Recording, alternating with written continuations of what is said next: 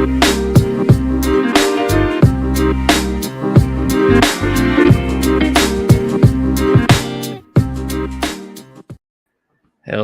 everyone, and welcome to another episode of LunarCRUSH Live. Today, we'll be speaking with Zach Bronstein, COO of Endaoment. That's DAO Endaoment, the first fully on-chain 501c3 nonprofit. You can check them out, app.endaoment.org.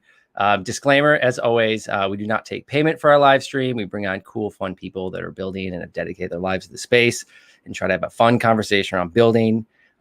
Make sure you get in there if you got questions for Zach. We'll try to get those, towards the end of the session. And then, as always, slam the subscribe button. We got to come up with a new word in here. I got to do better than slam the subscribe button, John. I got one. Click or tap. Tap. Wait, both. All right. No. There you go. Yeah. There we go. All right, you guys. Here comes Zach. What's up, buddy? Guys. Good to be here today. How are you guys doing today?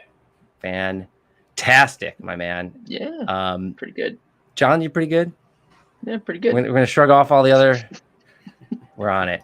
Kidding. Pretty good. Zach, my man, we always like to start with where are you in the world today, and what's it like there? Yeah, so I live in Westchester, just north of New York City. It is 80, muggy. I expect it is still summer. Minutes away from pouring, but yeah, very much still summer. I was out walking my dog earlier. The mosquitoes are still very aware that it is the summer months. Oh yeah, get that like humidity and that wet weather in the Midwest and back east. It's just like nonstop. Like living in the West now, it's like when I first came out here, I was like, where are all the bugs around the lights at night? Like no screen-in porches. It's crazy. That sounds lovely. I still miss Yes. the changing of the leaves. I'll never forget that from the Family Guy stuff. Awesome, man. Well, first question for you. In your Twitter bio, it says you're doing your best to make the world a better place, just one thing at a time. So why are you doing your best to do it one thing at a time? Yeah, so thank you for that question. My background, the last 5 years, I worked for Morgan Stanley doing finance. My goal was to really cut my teeth. But before that, my whole life has really revolved around some element of nonprofit work or philanthropy. As a kid, as a teenager, as a young adult, both before, during, and after college, I was looking for opportunities to work in nonprofits and do something positive in the world. Sometimes that amounted to, being on the receiving end of checks and just kind of helping nonprofits organize themselves. Sometimes it amounted to me actually going out there, doing work, like physical work for, nonprofits to get things in order. But really, my goal is just to put some positivity out there into the world, be it on an interpersonal basis or an organizational basis, and, find places where I can make even a small impact, but some impact. And I think what's really nice is I've been able to find that now professionally at Endaoment, figuring out a way to help folks and just make it really easy for folks to get their cryptocurrency into, philanthropic causes, 501c3s based out of the US. Very cool. And yeah, before we kind of get into Endaoment, just tell us a little bit about your journey, and how you kind of got into this position, found the industry, and kind of picked this niche in this industry.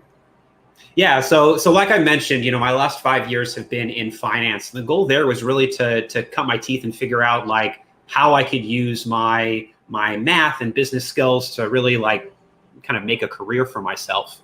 My introduction to cryptocurrency and my introduction to Endaoment were really the same. Endowment's CEO, Robbie Heeger, has been someone who's had his eye on cryptocurrency and been actively involved, investing, and interested for a number of years now. I think it's like 4 or 5 years for him. He gave me a call basically middle of last year, right? 2020 in the summer, right in the middle of the pandemic.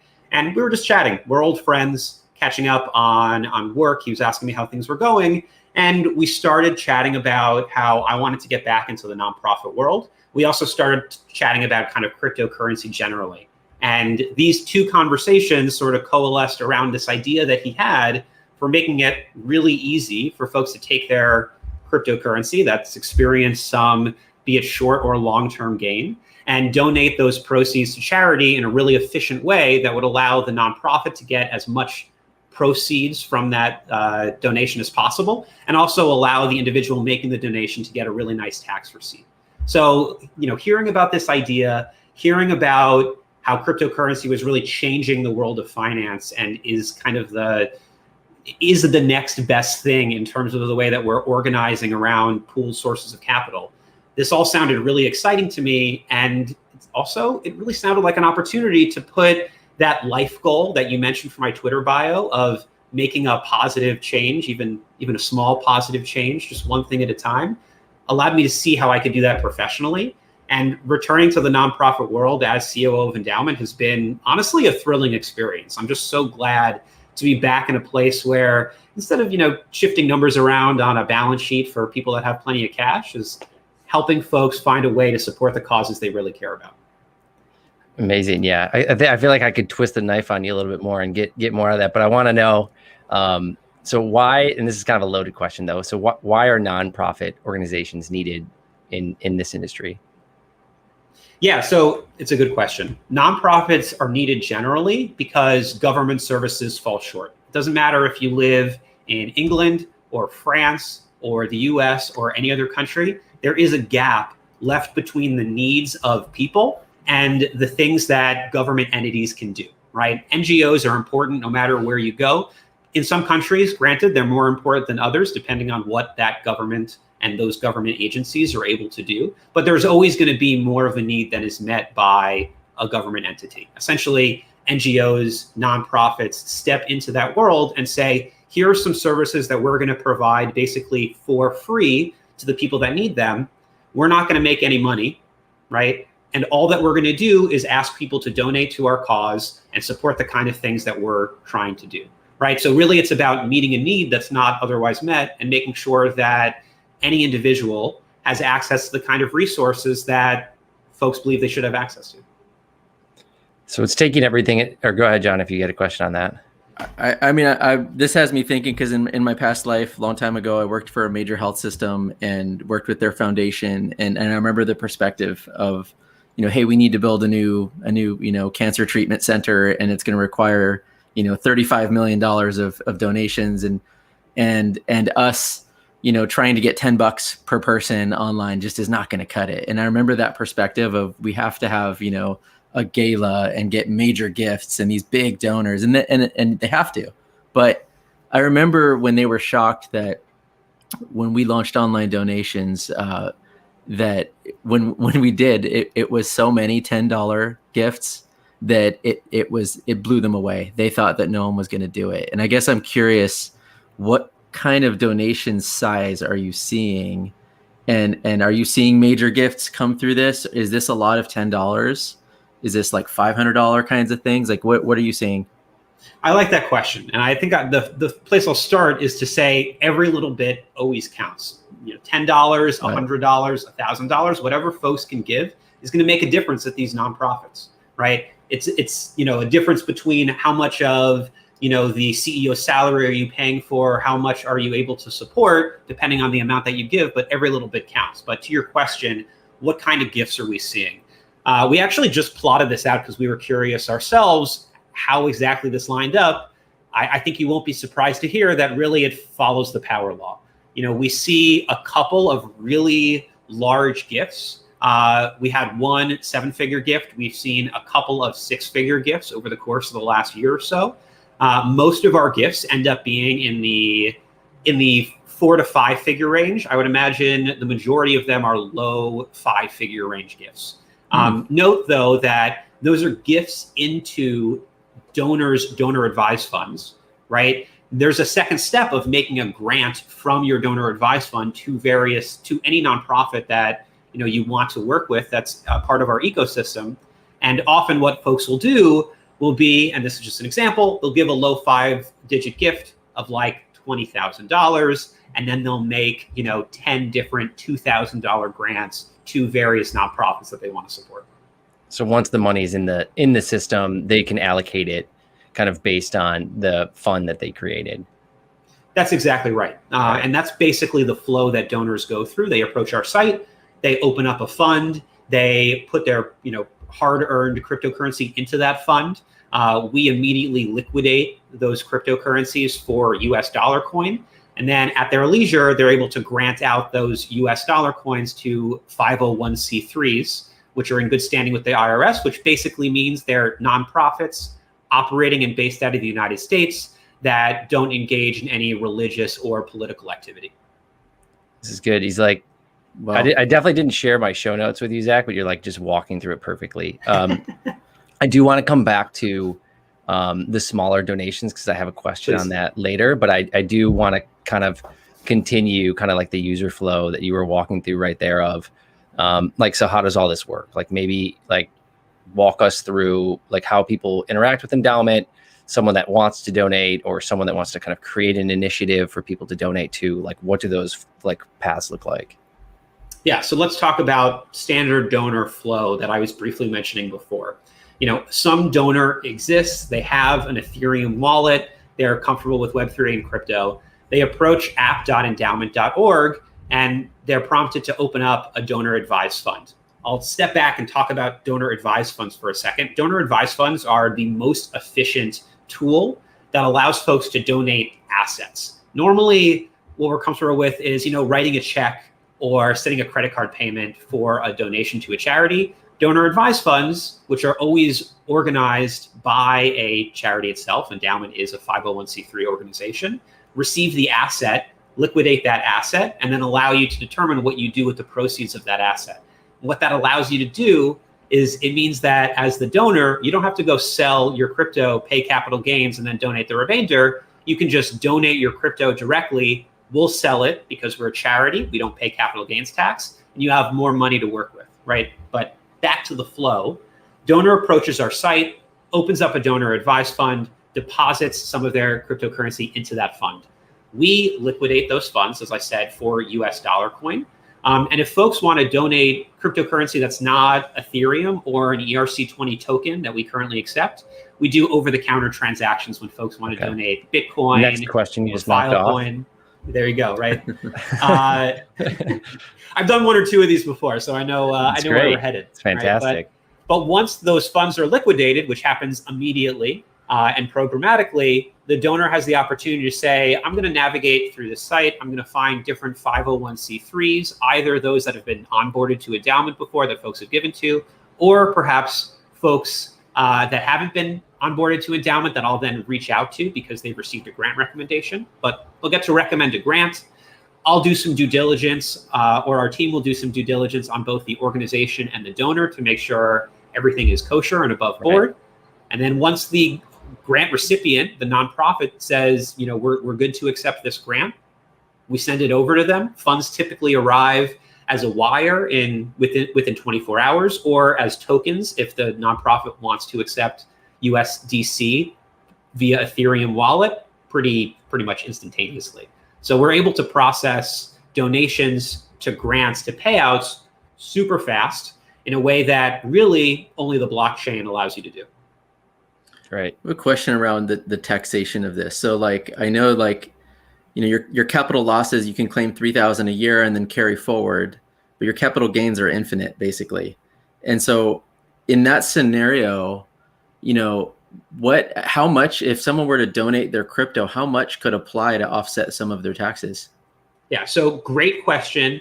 Caveat beforehand, I'm not a tax professional. This is not tax advice, and everyone's tax situation is different. Everyone should always talk to their CPA about, you know, whatever is going on with their taxes, with their donations. That said, here's the broad structure of how it works. When you donate an asset, it actually depends if you're donating a short-term capital gains appreciated asset or a long-term capital gains appreciated asset. If you donate a short-term capital gains appreciated asset, you're allowed to deduct from your income the cost basis of that asset. It's not really fun and exciting. What's fun and exciting is the long-term capital gains assets. When you make a donation, you're able to deduct 100% of that asset value from essentially from your adjusted gross income, right? There is another caveat here, which is that this year, because of the CARES Act, you can deduct, I believe, up to 100% of your adjusted gross income. In normal years, you can only deduct up to 60% of your adjusted gross income. But in terms of the gift, in terms of the tax deductibility, when you donate long-term capital gains assets, you get to deduct 100% of the proceeds of that gift. Amazing. Amazing. That does get complicated depending on your tax bracket and all of those other, there's a lot of things there, but that's cool. Very cool. Yeah. And those are like rules that even in this industry, especially here in the US, it's, there's a huge advantage here, especially for a lot of people that are, just kind of dabbling in the industry, or like maybe had purchased something and it moved up a whole lot, and now they're sitting on it wondering, what do I want to do with it? Yet they're still making a lot of money last year in some industries. So some pretty impressive stuff there. So I got one here that maybe you haven't been asked yet. Can I donate an NFT? Can you donate an NFT? The answer is definitely yes. So what we've done before, we've done this a couple of different ways. We've had folks say, I have an NFT and I want to auction it off and send 50% of the proceeds to Endaoment. We actually just did a sale of pretty cool Bruce Lee NFT on Foundation for our Stands with Asians Community Fund. Amazing. Where built into the contract on Foundation was a split where the creator, got.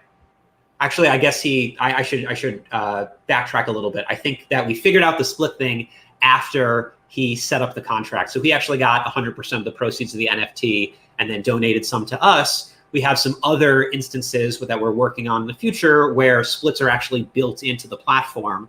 So the Endaoment wallet will receive, let's say, 50% of the sale of an NFT, and then we'll put that into the donor's donor advised fund. What we also allow folks to do is we say, you can send us an NFT, we'll put it out there for auction, and then depending on how much money we receive for the sale of that NFT, there you go. We'll put that into your donor advised fund. You have the opportunity to grant that out at your leisure.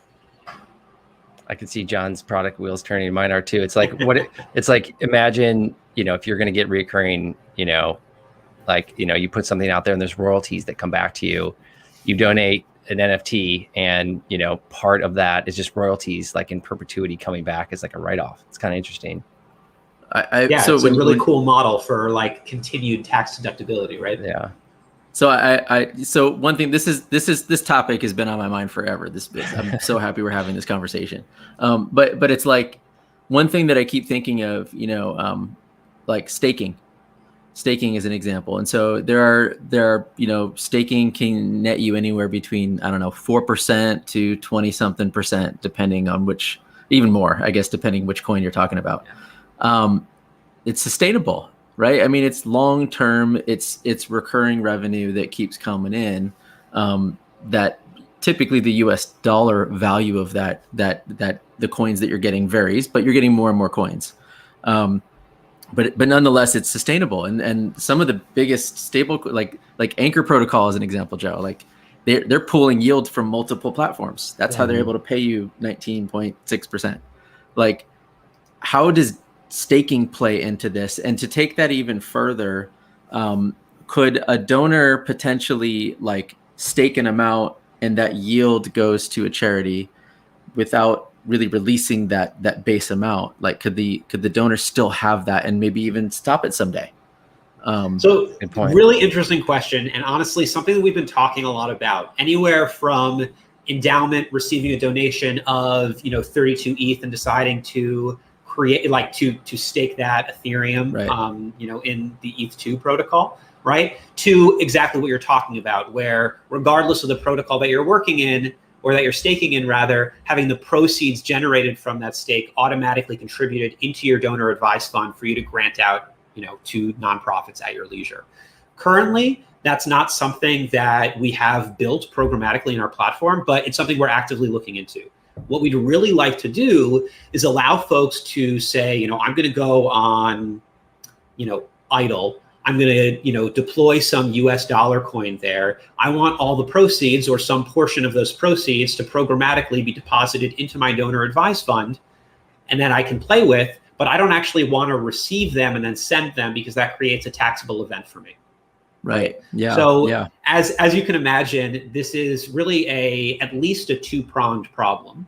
Part of that is the engineering lift, and part of that is really the legal lift. And there's all of this.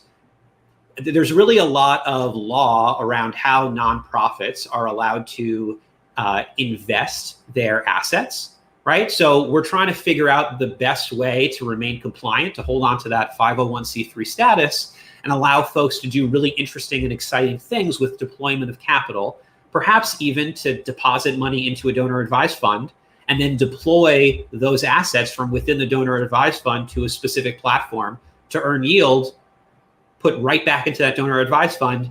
In that way, you could really easily imagine how you could create this donor advised fund that perpetually is funded, where you put a certain amount, of crypto in, you farm that out, you grant a certain amount every year, and because of the staking that you're doing, the yield farming that you're doing, you're going to keep getting more and more tokens that you'll then be able to grant out in the future.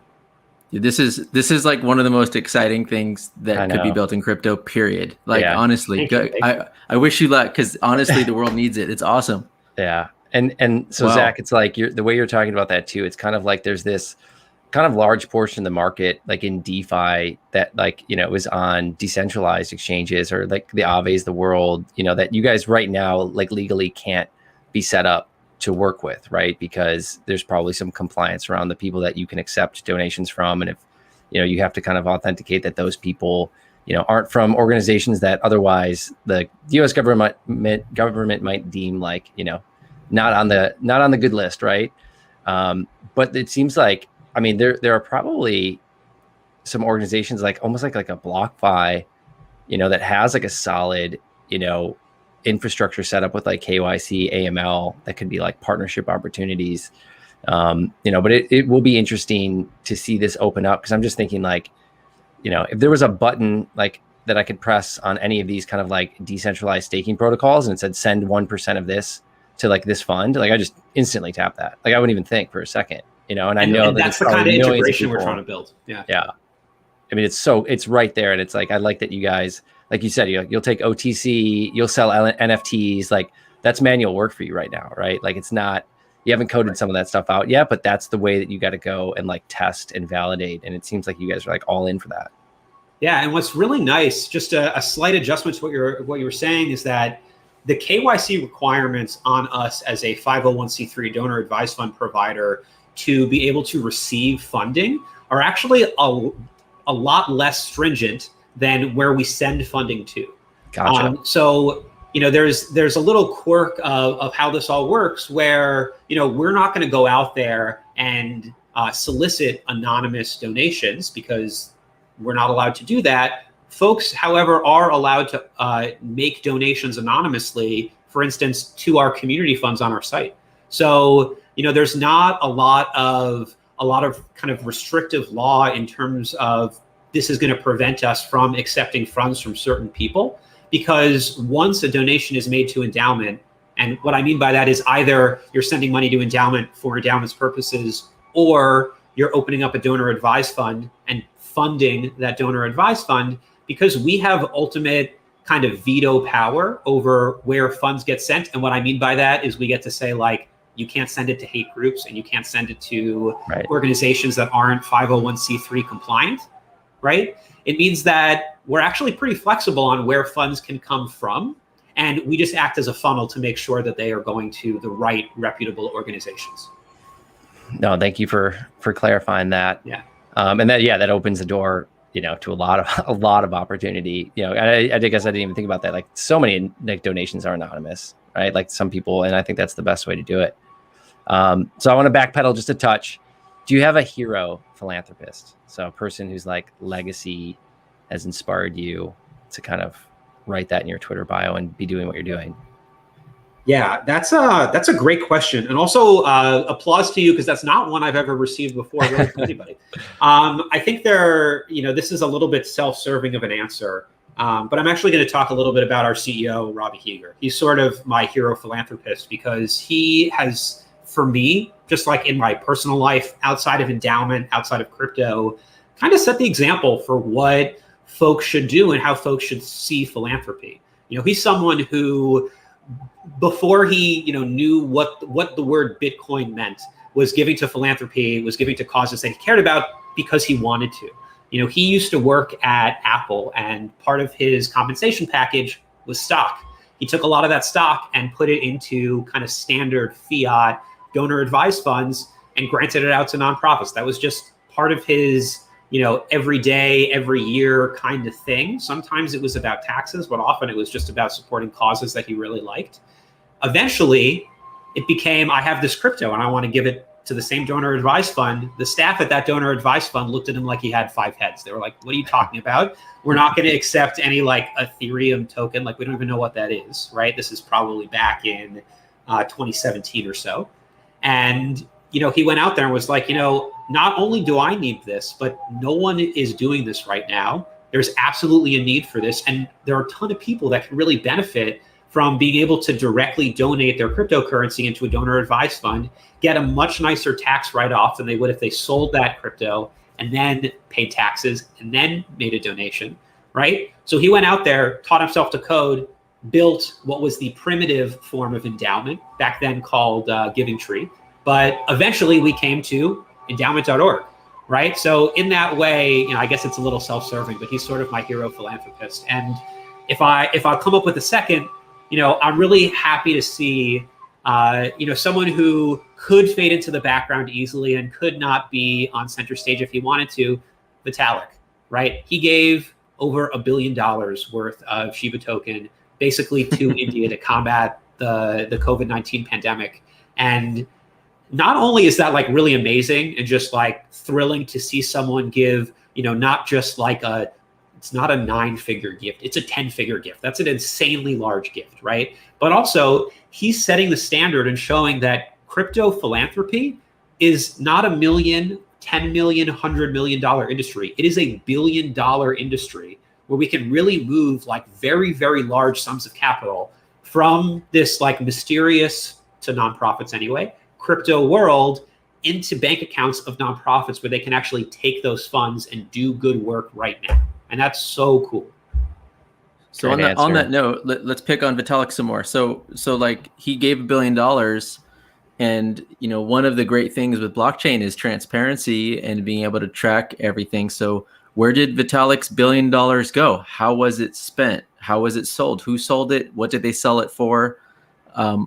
Where did it go? I mean, what are your thoughts on that, on tracking and transparency in this space? So that's an interesting question.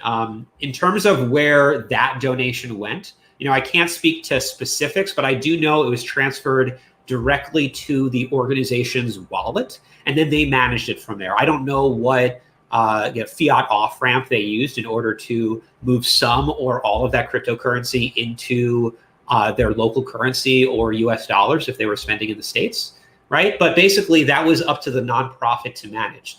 What we do in Endaoment is basically we allow the nonprofit to determine how to do that, right? Either we send them a wire, essentially via Circle's payout system. We send Circle USDC, they burn that USDC and send a wire. So all of that is completely on chain up until Circle receives that USDC. And in terms of the off-chain method, we allow folks to sign up basically with an ABA bank wire. They give us their routing number and accounting number information. Circle I'm saying the same thing twice. Circle sends it off to them if they get a wire, or we send it directly to them on chain in their wallet if they want to receive US dollar coins directly, right? In the case of an on-chain transaction, that's 100% transparent. You can see where that goes. The one thing that's missing here is how do the nonprofits spend this money, right? Right. So whether you send the funds to a nonprofit and they decide to accept via bank wire or via digital wallet transfer, how they spend that money is not something that's on chain and easily traceable. Something that we're working on now is currently, if you go to any organization page on Endaoment, which is basically app.endaoment.org/that organization's EIN, which is essentially their employer identification number that every nonprofit is assigned when they get their 501c3 status. You'll see the name of the org, some basic information about the organization, like their logo and their mission, their address, their website, things like that. We actually just signed up for a little bit more robust of an API to port in a lot more, let's say, interesting information about the nonprofit. Things like, what are their ratios of overhead to programmatic spending? What are their largest programs? Where do their dollars actually get spent? So we're hoping that in that way, well, we can't say, you know, of the $1,000 you sent to this charity, this is exactly how they spent that, because that charity is under really no reporting requirement to tell us or you as the donor exactly how they spent those funds. What we're hoping is that by providing some of these summary statistics onto our org pages, something that we're working at and hopefully we'll be launching in the coming months, will allow folks to have a way better sense of exactly how their money is expected to get spent. A little bit of a caveat on top of that is that whenever you make a grant recommendation using Endaoment, using your Endaoment DAF, you're able to create special instructions for the nonprofit that receives this grant. What that means is that you basically, in words, are telling the nonprofit, this is how you can spend this money, and that nonprofit is legally obliged to adhere to those restrictions. Otherwise, they chance losing their 501c3 status. So if you say, I'm going to send $2,000 to this organization, and I only want you to spend it on raising awareness about COVID vaccines, that organization is legally required to do that. And that's why we actually send an email to the organization saying, here's the grant recommendation you've received. You, as the nonprofit, have the opportunity to accept or reject this donation, both because of any reason that you think of outside of whatever's going on, but also, can you adhere to these special instructions? Can you make that happen, right? If the special instructions are to support a program that you guys closed down a month ago, you have to reject that grant because you would not be able to use those funds for the reason that the donor says you have to use them for. Yeah, and you guys it's like you're kind of bridging that right now and trying to bring as much data in, but it sounds like there is a huge opportunity, to drop onto a site, click on a Etherscan like transaction ID, and then like storytell there, right? And be like, here's like the day that we went and built, 100 houses in this neighborhood, and we got clean water here with this Shiba Inu token donation, right? Which also brings me to another thing, which is kind of interesting. And I don't know if this is kind of what you guys are thinking about with like helping manage some of these funds. You donate $1 billion of Shiba Inu and they sell it. Like by the time they sell that $1 billion, you probably end up with like 175 million, right? Like you're just destroying price by selling this. So it's almost like, it's kind of like, in the name Endaoment with like, I think universities, right? They do such an amazing job of managing this money, right? That it's going to grow forever, right? Obviously they're getting kind of, acquisition through having new people donate, but they're also, fully invested in Tesla or Apple, right? And so it's like, how are you guys thinking about, and this kind of leads into the next question about other, potentially other chains. And then if like you've got smaller projects that, hey, we want to donate 1% of our token supply to you guys over the lifetime of this project, and here's where we want it to go, but setting parameters around, hey, here's kind of when selling can take place and how it can take place versus dropping that into a fund and then just immediately dropping that in the open market. Are you guys kind of thinking around that or have strategy yet? I mean, it's not a huge issue. It's like you can probably dump a decent amount of Ethereum and not have to worry about it, but not the same for some other projects. Yeah, so I'm going to parse out this into really two distinct questions. One is about like selling a little differently, price slippage kind of issues. The other is expanding to other chains, and why I kind of built in there is like, why do we choose Ethereum as the place to build Endaoment? I'll start there, which is really, we follow DeFi and we follow developer energy. That's why we're built on the Ethereum blockchain. That's why, we're looking to get integrated with various DeFi applications, because that's where not only the money is, but that's where the interest is. That's the exciting sandbox to play in right now. And, we're trying to really meet people where they're at. And like I said, make it as easy as possible for donors to get their crypto into an Endaoment donor advised fund. That's easiest if we live on the chain that most of the activity takes place on.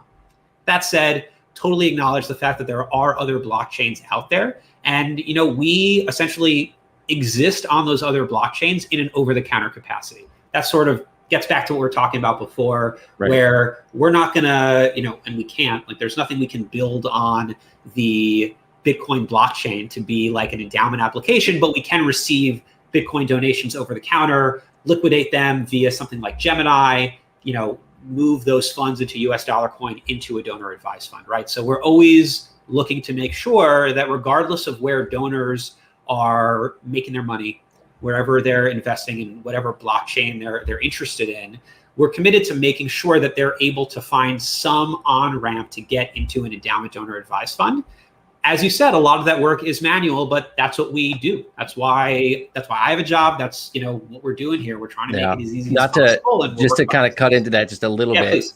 You could, with something like Stacks or ICP now is going to have smart contracts on Bitcoin. You potentially could start to kind of build down that angle. But I like one small thing. It's like when you think about like Wikipedia, right? And like, or any of these like, huge successful political campaigns, it's usually these like grassroots under $20, right? So it's like it might behoove you to spend 6 hours doing an over counter the transaction for 50 cents, for someone that's trying to donate Polygon.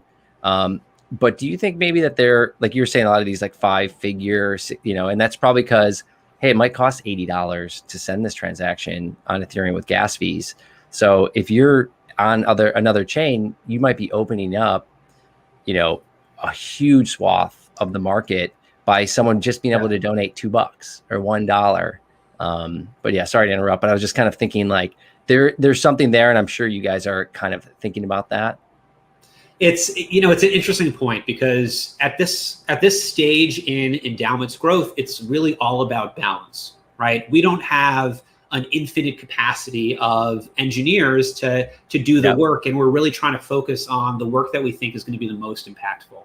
And honestly, that's why really all of our engineering energy is focused on continuing to build out the application that lives on the Ethereum blockchain, because that's where we expect the most activity to take place. That said, I think that's a great point. And opening ourselves up to really low level, hopefully low transaction fee donations is an interesting way to kind of continue to democratize the donor advised fund structure and really make sure that everybody has access to it, not just folks that can afford the $5 to $25 fee to open up a donor advised fund. That's just a gas fee. And then whatever transaction fees to actually put money into that fund look like.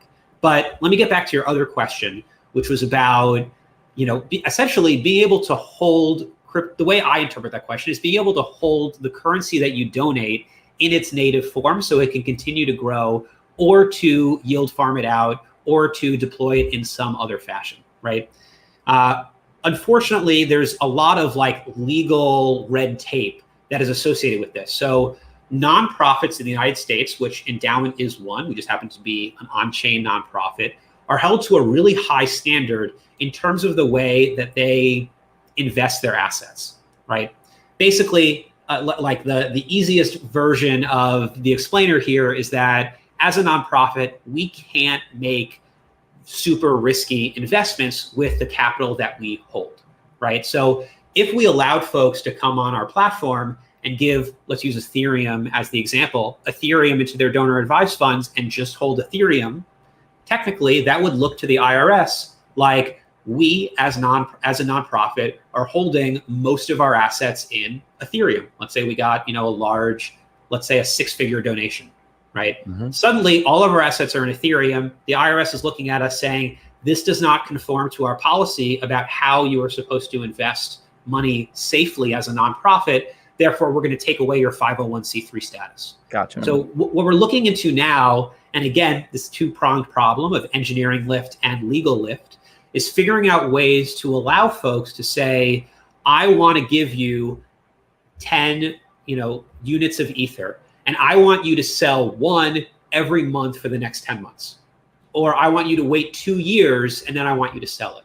Or perhaps even the nonprofit says, we're actually pretty comfortable with crypto and Web3, and we're willing to receive Ethereum directly. You don't have to cash it out into US dollar coin. You can just send that straight to our wallet, and we will hold on to it for however long the donor instructs us to before selling it, right?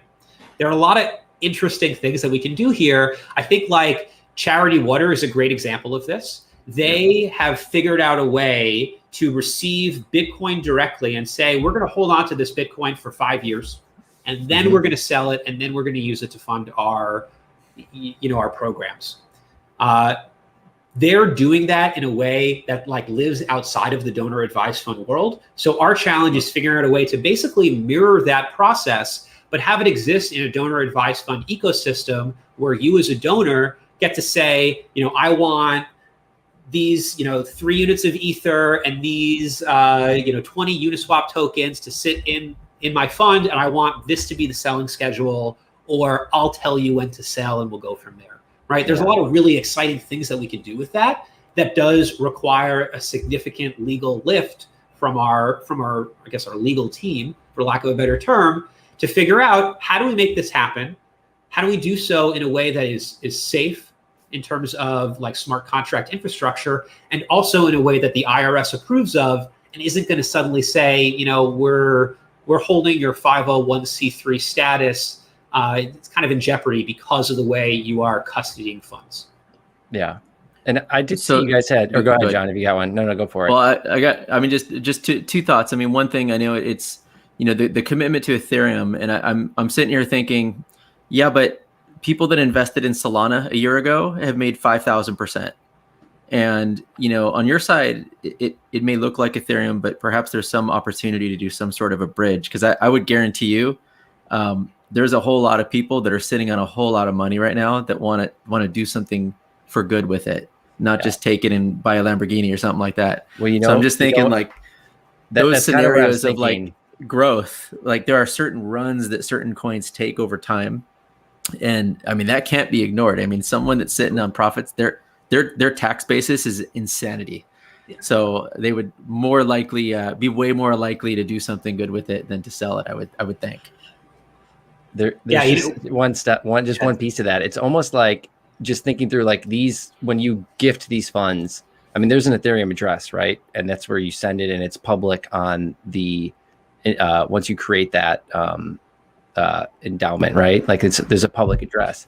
You have a donor advised fund contract that is a smart contract and has an address. And then each organization has an org contract that also has an Ethereum address, but continue. Yeah. So, I mean, pretty simply, I mean, by creating like, you know, it's like, here's the shout out to the community.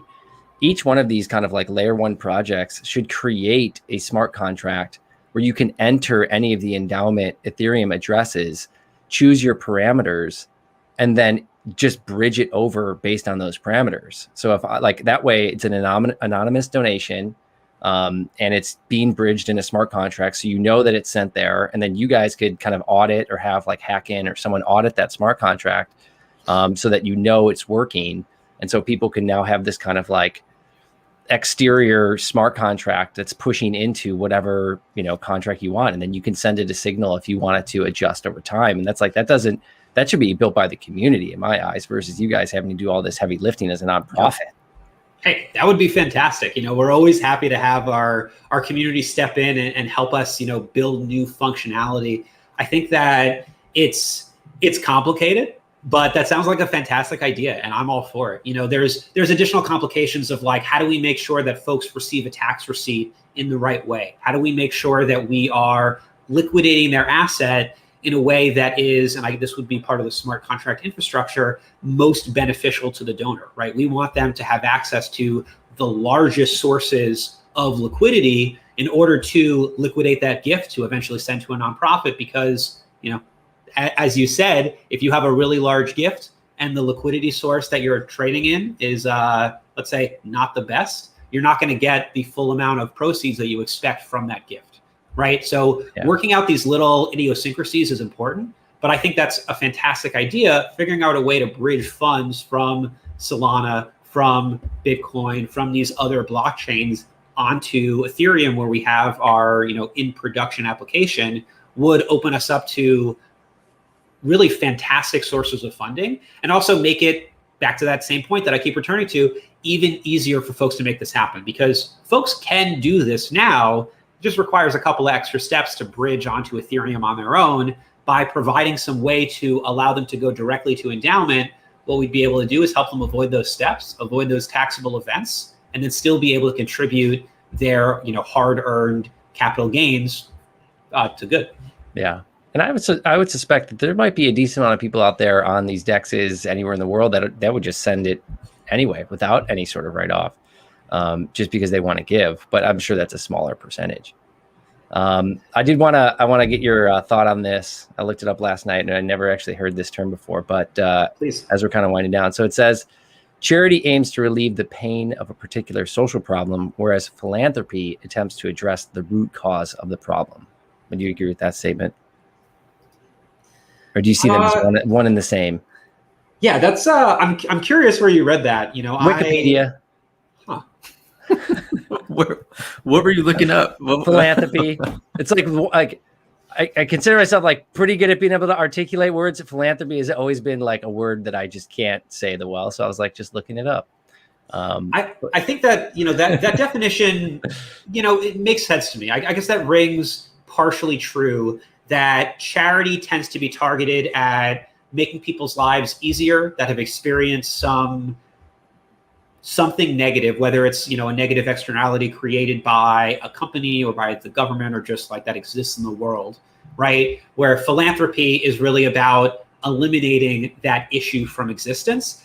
I hear that and I understand that, but at the same time, I've talked to many charities whose goal is to not like alleviate the pains of, as an example, child hunger, but eliminate child hunger. They would not describe themselves as a philanthropy. They would call themselves a charity. So I think it's all about, we're like in the very technical of like what this word means and what it's intended to mean.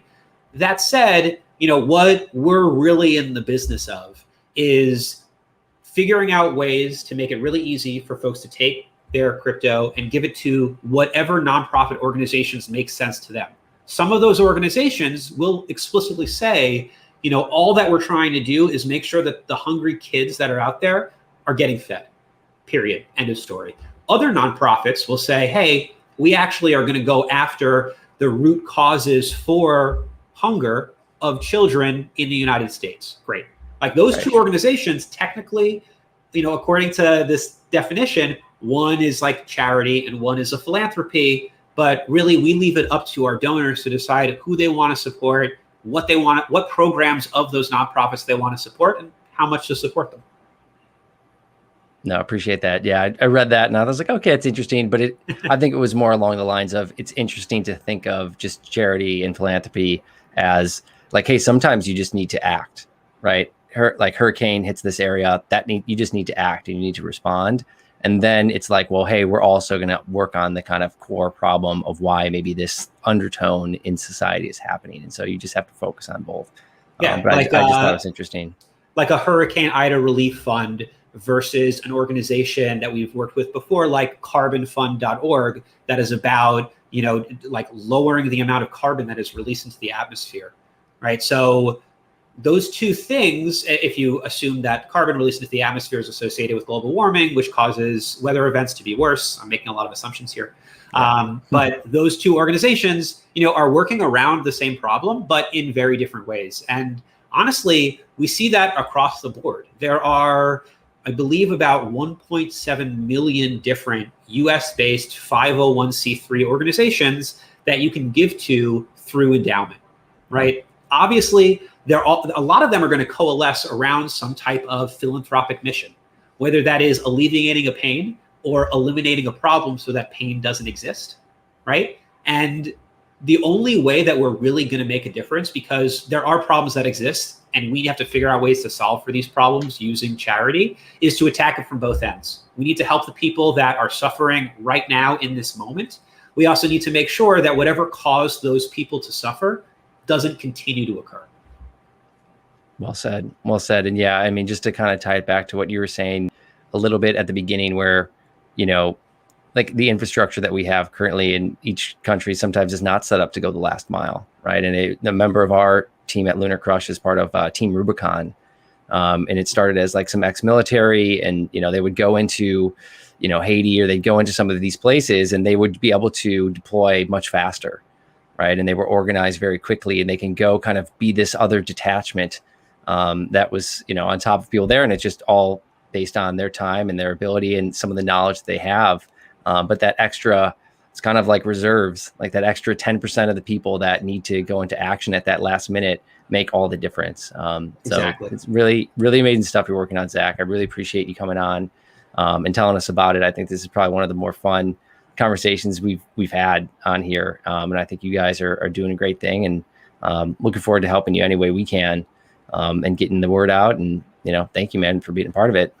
Of course. Guys, Thank you so much for having me. This was a thrill. We're approaching a really exciting time. Something like 85% of individual giving happens during November and December. And then some crazy amount of that, like 85% of it, actually happens during the December and specifically the week in between Christmas and New Year's. So I think there's going to be a lot of exciting stuff coming down the pike. We do have, a number of improvements that we're going to be making to our application in the coming months. I love this conversation. Would be happy to come on and share once we have all that out there in the world, and after we're through this giving season, which tends to end, on December 31st, because if you want a tax deductible donation to hit in 2021, it's got to be actually hitting in 2021. Yeah, I was about to go down the route of, everyone's reflecting at the end of the year, which I'm sure is some of it, but yeah, taxes. That's definitely part of it too. No, man, thank you. Hey, whatever it takes, right? Exactly. So appreciate Every it. little bit counts. Yeah, and thank you everyone so much for listening. You can find these guys app.endaoment.org, right? That's exactly right. Thank you, Zach and John. As always, man, it's a pleasure. We'll talk to you all later. We'll see you backstage.